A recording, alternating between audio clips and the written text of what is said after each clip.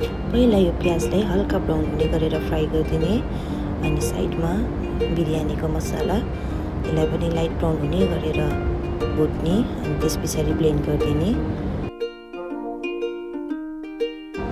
अनि त्यस पछाडि चिकनमा जिन्जर गार्लिकको पेस्ट, दही, 2-3 चम्ची घिउ, हल्दी अनि काश्मिरी रेड चिल्ली मिर्च पनि हाल्ने।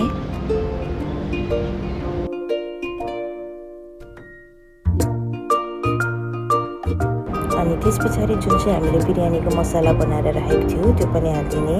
अनि प्याज पनि यो फ्राई गरेको प्याज हालिदिने, धनियाँको पत्ता हालिदिने, पुदिनाको पत्ता हालिदिने, पुदिना अथवा मिन्ट। अनि नुन हालेर मजाले यसलाई 1 घन्टासम्म म्यारिनेट हुनु छोडिदिने।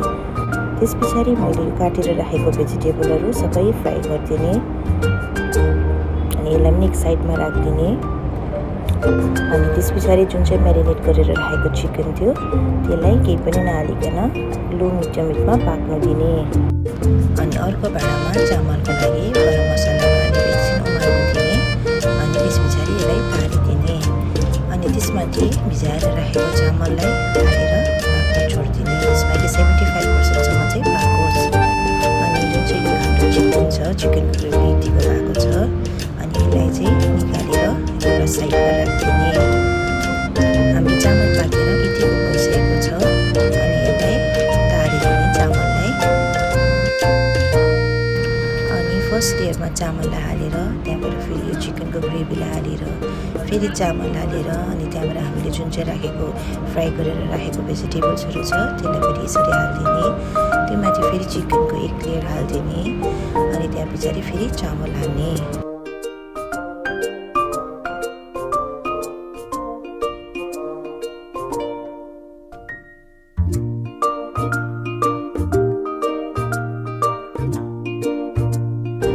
लास्टमा चामल हालिसकेपछि 1.5 चम्ची जस्तो घिउ यसरी माथिबाट राखिदिने। अनि फ्राई गरेको प्याज अनि मिन्ट लिफ हालेर त्यो माथि बोइल गरेर राखेको अन्डा त्यो पनि हालिदिने।